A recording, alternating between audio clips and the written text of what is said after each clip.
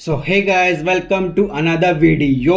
And आज की video में हम बात करने वाले हैं कि ये जो फार्मूला वन में पॉइंट सिस्टम होता है वो कैसे होता है। अगर आप नहीं जानते कुछ भी या बस आप ऊपर ऊपर से जानते तो आप ये पूरी वीडियो देखने के बाद आपको पूरा क्लियर होने वाला है।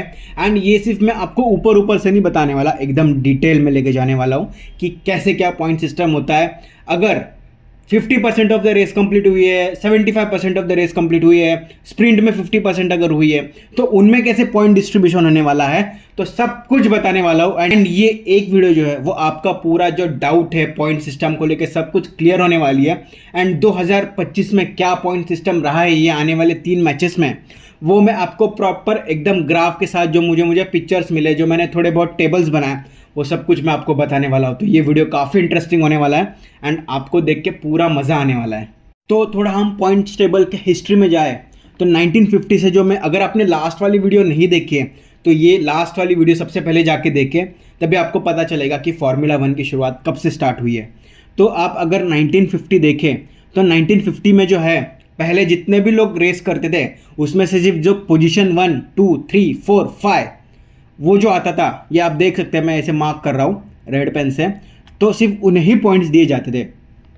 तो ये आप देख सकते हैं जो नीचे वाली लाइन है उसमें ईयर्स लिखा है 1950 टू 1959 से लेके अभी 2025 चल रहा है। तो उसका साइड में देख सकते हैं आप, मेरे लेफ्ट हैंड साइड में देख सकते हैं पोजीशंस लिखे, अगर पोजीशन 1, पोजीशन 2, पोजीशन 3, पोजीशन 4 ऐसे 10 तक पोजीशन है। और मेरे राइट हैंड साइड में देख सकते हैं जो पूरे 25, 18, 15, 20, 12 जो जितने भी सारी टोटल है, या आप जितने भी सारी टोटल देख सकते हैं, इसकी पूरी जो टोटल होती है वो 101 होती है, तो इसलिए वो 101 लिखा है। तो आप पॉइंट्स डिस्ट्रीब्यूशन देख सकते हैं, पहले 8, 6, 4, 3, 2 होती थी 1950 से लेके 1959 तक। फिर उसके बाद जो है चेंजेस किए गए, 1960 में सिर्फ 1 साल के लिए चेंजेस किया गया। फिर उसके बाद 1961 में, ये थोड़ा हिस्ट्री अगर आप खुद से इंटरेस्टेड हो तो आप जाके देख सकते हो। उसके बाद जो है आप देख सकते हैं कि 2025 में आते हैं, तो 2025 में आप पॉइंट्स टेबल देख सकते हैं। तो सबसे पहला जो पोजीशन पे आता है उसको 25 पॉइंट दिए जाते हैं, फिर 18, फिर 15, फिर 12, फिर 10, फिर ऐसे ऐसे करते करते जो 10th पोजीशन होता है उसको 1 पॉइंट दिया जाता है।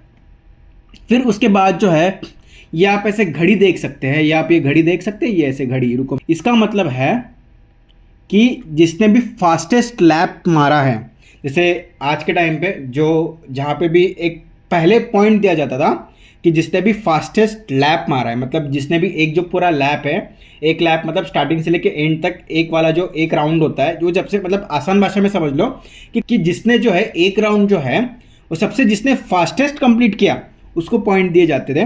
बट आज के टाइम पे है वो पॉइंट नहीं दिए जाते। एंड फिर ये जो इंसान भाग रहा है, ये देखो, ये इंसान भाग रहा है, ये स्प्रिंट रेस वाला पॉइंट है। तो आप देख सकते हैं कि ये 25, 18, 12, 15 जो भी जितने भी सारे पॉइंट्स है ये देख सकते हो। तो ये ऐसे पॉइंट्स डिस्ट्रीब्यूशन दिया जा सकता है।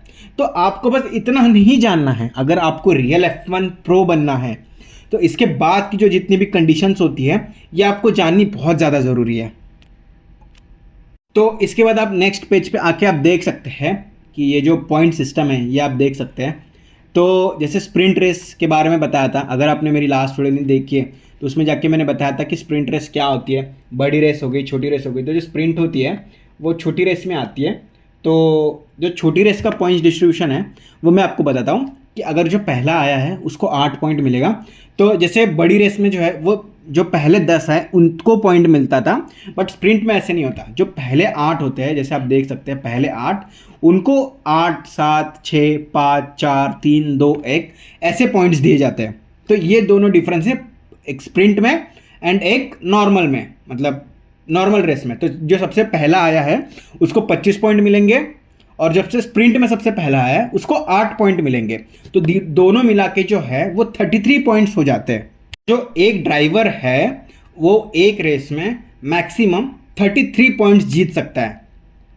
तो उसके बाद अभी आप ये कंडीशन देख सकते हैं, बस आपको ये 33 पॉइंट वाला नॉलेज ही नहीं रखना है, बट अगर आपको रियल में एक F1 प्रो बनना है तो आपको थोड़े थोड़े कंडीशंस याद रखने पड़ेंगे जो रेसेस के बीच में कभी भी आ सकते हैं।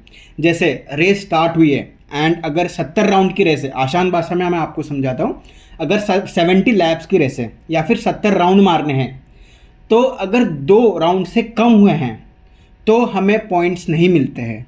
मतलब हरी झंडी दिखाने के बाद 2 लीगल लैप होने चाहिए विदाउट सेफ्टी कार। बिकॉज हर एक लैप जो होता है वो बहुत इंपॉर्टेंट होता है, स्पेशली जब एंड के लैप्स होते हैं उसमें तो पूरा गेम चेंज हो जाता है। तो सिर्फ 2 लैप से पहले है तो हमें पॉइंट्स नहीं मिलते। बट अगर 2 लैप्स से अगर 70 लैप का 25% हुआ है, मतलब अज्यूम कर लो कि 100 लैप की रेस है एंड अगर 100 लैप में अगर 25 राउंड तक हुआ है या 25 राउंड से थोड़ा सा नीचे हुआ है, तो अगर 25 राउंड से थोड़ा सा नीचे हुआ है या 25 लैप से थोड़ा सा नीचे हुआ है, तो जो सिर्फ पोजीशन है वो सिर्फ पहले 5 वालों को ही पॉइंट दिया जाता है।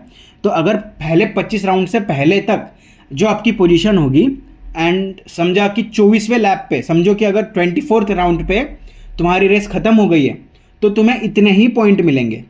ठीक है, जैसे जो फर्स्ट है उसको 6 पॉइंट मिलेंगे, सेकंड है उसको 4 3 2 1, मतलब जो टोटल 25 पॉइंट्स मिलने वाले थे उसके 1/4 मिलेंगे। फिर वैसे ही 25 to 50% ऑफ द रेस खत्म हुई है, मतलब 25 राउंड से 50 राउंड के बीच में या 25 लैप से 50 लैप्स के बीच में अगर रेस चल रही है एंड अगर रेस टोटल 100 लैप की है एज्यूम करते हैं, तो आपको 50% ऑफ द पॉइंट्स मिलेंगे। जैसे 25 का आधा होता है 12.5, बट चलो उसको राउंड फिगर के 13 10 8 ऐसे करते हैं। फिर अज्यूम करते हैं कि रेस जो है वो 50 to 75% ऑफ द खत्म होती है, मतलब 75% से थोड़ा कम। तो ऐसे 19 14 12 ऐसे आप पॉइंट्स डिस्ट्रीब्यूशन देख सकते हैं। एंड अगर रेस अगर 75% से ज़्यादा होती है तो फिर कैटेगरी आती है फुल पॉइंट्स देने की, जैसे आप देख सकते हैं 25 18 एंड सो ऑन। अब बारी आती है स्प्रिंट रेस की। अगर स्प्रिंट में सिंपल है, अगर 50% से अगर अज्यूम करो कि 20 लैप की रेस है, स्प्रिंट तो छोटी रेस होती है, तो अगर 20 लैप की रेस है तो जो पॉइंट्स मिलेंगे, अगर 20 लैप की रेस है, अगर 10 लैप तक नहीं हुए तो हमें 0 पॉइंट मिलेंगे, अगर 10 लैप से ज़्यादा हुए तो हमें फुल स्प्रिंट पॉइंट्स मिलेंगे। जैसे आप देख सकते हैं टेबल पे 50% से कम डिस्टेंस पे कुछ नहीं मिलेगा एंड अगर फुल रेस हुई है तो पूरे पॉइंट्स मिलेंगे। तो जैसे आप अभी देख सकते हैं ये तो ड्राइवर्स की बात हो गई, बट अगर जो कंस्ट्रक्टर होते हैं, जो टीम होते हैं, वो टीम को पॉइंट्स कैसे मिलते हैं? वो टीम को पॉइंट्स मिलते हैं जो 2 ड्राइवर्स होते हैं उनके पॉइंट्स मिला के एक टीम को पॉइंट मिलते हैं। जैसे आप मेरे स्क्रीन पे देख सकते हो, तो मैक्लेरन का मैं बताता हूँ, वो तो अभी चलो जीत गई है, तो अभी 3 रेसेस होना बाकी है। तो अभी जो लैंडो नॉरिस है वो 390 पॉइंट्स पे एंड ऑस्कर पियास्ट्री जो है वो 366 पॉइंट पे। तो मैक्लेरन के टोटल पॉइंट्स है वो आप 390 प्लस 366 करोगे तो 756 होता है। मतलब जो ड्राइवर 1 के पॉइंट्स है एंड ड्राइवर 2 के पॉइंट्स है उनको मिला के जो है वो जो कंस्ट्रक्टर होती है उसको पॉइंट्स दिए जाते हैं। तो जो कंस्ट्रक्टर वाला है वो तो काफ़ी सिंपल सा है, काफ़ी एकदम ऐसे चिल्ड है एकदम, इतना कंस्ट्रक्टर को लेके कुछ ऐसा डीप है नहीं। जो कंस्ट्रक्टर का डिपेंडेंट रहता है वो तो प्लेयर्स के ऊपर ही डिपेंडेंट रहता है, तो जो प्लेयर्स के पॉइंट होते हैं वही कंस्ट्रक्टर के पॉइंट होते हैं। तो इसके बाद एक और कंडीशन आती है, अगर जैसे मैंने पहले बताया था कि 2 लैप से अगर कम रेस हुई है तो जो पोडियम होता है, तो जैसे आपने बहुत बार देखा होगा जो driver first second third position पे आते हैं वो एक ऊपर वाले स्टेज पे जाके एक शैंपेन खोलते हैं एंड फिर ऐसे मतलब वो सेलिब्रेट करते हैं। तो अगर पॉइंट्स नहीं दिए जा रहे हैं तो ये सेलिब्रेशन भी नहीं होगा। एंड उसके बाद सबसे कंफ्यूजिंग चीज़ होती है, आपके माइंड में ज़रूर आएगा कि यार अगर 2 ड्राइवर है, अगर वो ड्राइवर 24 रेस के पास दोनों 400 पॉइंट पे आके ही टाई हो गए, फिर किसको चैंपियनशिप टाइटल दिया जाएगा? तो इस सिचुएशन में ऐसा होता है कि 2 ड्राइवर है, दोनों के 400 पॉइंट है, but first driver 10 bar first आया है एंड सेकंड ड्राइवर जो 9 बार फर्स्ट आया है, तो जो 10 बार फर्स्ट आया है उसको जो है वो चैंपियनशिप टाइटल दिया जाता है। एंड अगर ये दोनों भी सेम हैं, दोनों भी 10-10 बार आए हैं फर्स्ट, तो जो सेकंड पोजीशन पे आया है उसको ज़्यादा बार, मतलब जो सेकंड पोजीशन पे ज़्यादा बार आया है उसको फिर टाइटल दिया जाता है। आप एक बार फर्स्ट आ गए, आपको 25 पॉइंट मिले, तो आप सेकंड में थोड़ा कम भी आए, तो सेकंड रेस में थोड़े कम भी आए तो चलेगा। आपको कंसिस्टेंसी दिखानी है, और कंसिस्टेंसी दिखानी है तो आपको कंसिस्टेंट हार्डवर्क करना है। एंड अगर कंसिस्टेंट हार्डवर्क करना है तो आपको कंसिस्टेंट विनिंग चाहिए, और कंसिस्टेंट विनिंग चाहिए तो ये एकदम आपका माइंडसेट पूरा शार्प होना चाहिए। ऐसा गेम है ये। फिर इतना जो मैंने बताया उसका सबसे ज़्यादा क्रिटिकल पॉइंट, ये सबसे लास्ट वाला पॉइंट है, you must finish 90% of the driver to get points. मतलब अगर फर्स्ट जो है उसने पूरे के पूरे 100 लैप कंप्लीट किए हैं, तो जो बाकी के लोग हैं उनको पॉइंट्स टेबल में आने के लिए या उनको पॉइंट्स लेने के लिए जो ड्राइवर है उसका जो रेस है, मतलब अगर उसने 100 लैप किए हैं तो 100 लैप का 90%, मतलब आपको 90 लैप्स या 90 राउंड्स कंप्लीट करने ही हैं, तब जाके आपको पॉइंट्स मिलेंगे। ये ऐसा एक रूल है जो मुझे मिला है। बाकी यार मैंने सोचा कि चलो आर्टिकल्स के नंबर्स, एफआई के सारे आर्टिकल नंबर्स वगैरह भी इंक्लूड किया जाए, उसका इन्फॉर्मेशन भी दिया जाए। बट मुझे ऐसा लगता है कि वो बहुत ज़्यादा डीप होगा एंड उसकी एज अ F1 फैन आपको नीड नहीं है, एंड अनलेस आप उसमें जॉब करते हो। एज अ फैन एंजॉय करने के लिए अगर आपको इतने से भी पॉइंट्स टेबल के रूल्स पता है तो वो मोर देन सफिशेंट है। एंड ऐसे नहीं कि सिर्फ इतने ही हैं, अगर कुछ ऐसे पॉइंट्स आते हैं कि जो अनकॉमन है, मतलब वो कभी ऐसे यूज़ नहीं होते बट वो एक हिडन पॉइंट्स होते हैं, तो अभी कुछ ऐसा सीन हुआ तो मैं डेफिनेटली उसके ऊपर जो है वो वीडियो बनाऊंगा एंड आपको एक्सप्लेन करूंगा, ताकि आपसे भी वो पॉइंट ना छूटे। बिकॉज हर एक चीज़ नहीं बताई जा सकती, इतने में जो है वो 90-95% ऑफ द चीज़ है वो डिसाइड कर सकती है।